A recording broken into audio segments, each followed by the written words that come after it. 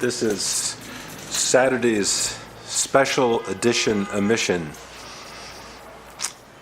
from New York City, live on the Toad Cam, coming to you from the Toad Bunker. ChiGong. ChiGong. Does ChiGong have anything to do with NLP? Does NLP have anything to do with ChiGong? Well, that's an interesting question. It also gets down to the question of what is modelable, what is human ability, what are limits of human ability.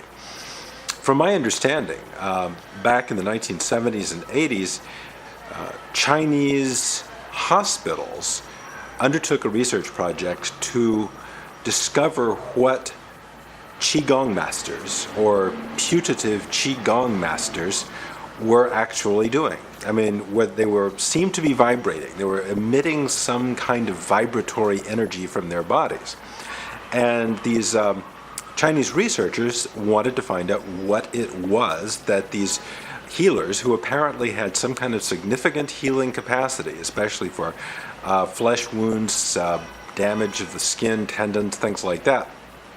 So they got low-frequency microphones that were able to detect these extremely low-frequency pulsations and had the ChiGong masters assemble in this hospital, and the various masters would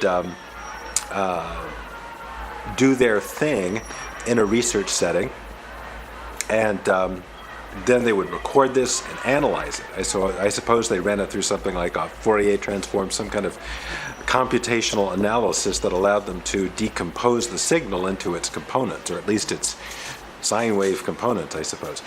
And then they essentially did this. It was a really intriguing thing. So we took this multi-generational skill, this ancient technique that probably went back to the very earliest days of Chinese culture, used modern technology to reverse engineer it, find out what it was, and then build an electronic circuit that could replicate these frequencies. And here it is.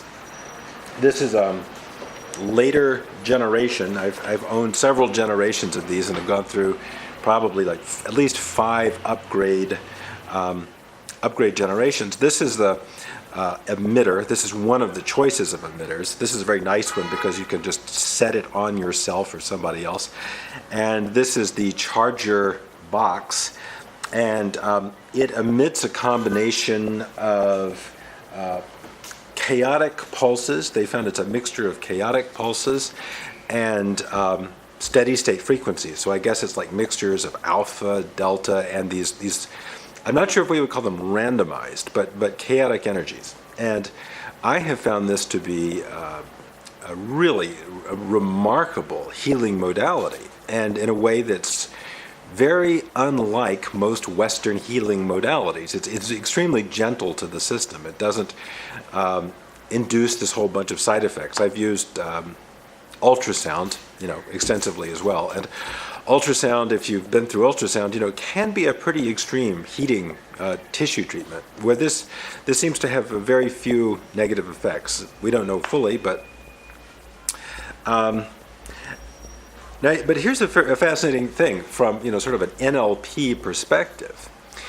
Here is an ability, here is a capacity. I'm not sure if it's something other people would want to model or be interested in modeling, but clearly the Chinese medical establishment was looking for a way to capture this kind of indescribable area of human excellence in healing, in sort of a frequency or vibration-based healing, studying it, in essence modeled it or mapped it, and then took the essential part or the useful part, built a circuit that could do it, and here this thing is. And it's really fascinating because it produces a vibration. I'm not sure if you can really see it vibrating here. It produces a vibration that is infrasonic, which is below the human ear's capacity to hear, although it is sound. Maybe an elephant could hear it, or some creature that is evolved to hear very, very low frequencies.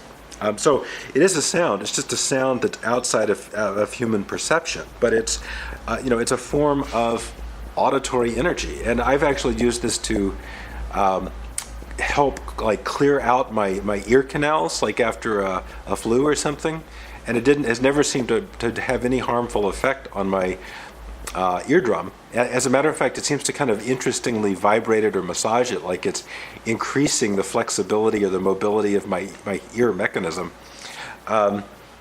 And it's fantastic. I've got this sort of semi-frozen shoulder, and it injects this infrasonic frequency into it and really loosens it up. It takes a lot of pain out. I lent one of these to acquaintance of mine who had a terrible injury in his left iliotibial band ligament, I guess you call it a ligament or a tendon, the ITB.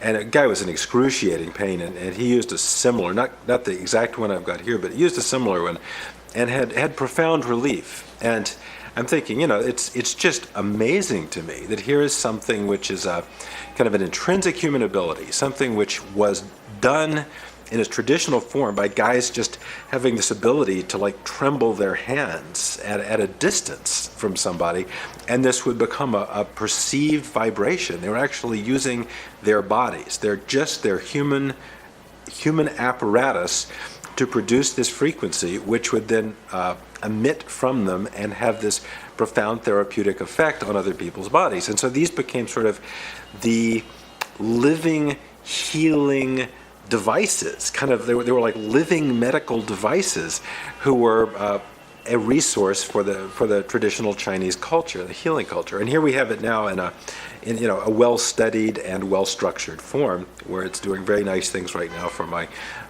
very sore left shoulder.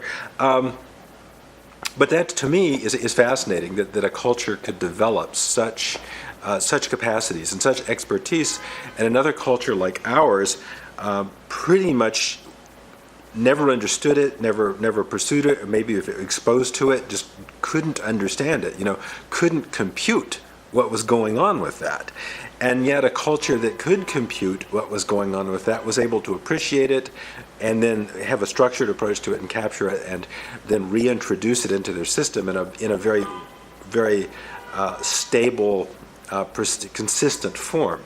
Intriguing to me, and I think that says a lot about cultures in general and how some cultures are able to work with certain things and perceive them and use them, and other cultures may be very advanced in some respects and yet absolutely blind, or in this case deaf, to a very, very powerful phenomenon, which is uniquely valuable and effective. So that's something to think about. This thing is cool. This thing is very, very cool. I will click it off for the moment. So there's something to process, and like how your filters are set, how your perceptual filters are set, and what you are really picking up in the world. We have, some cultures that could pick it up, and other cultures couldn't pick it up. So how do we move from a culture that can't pick it up to a culture that can pick it up?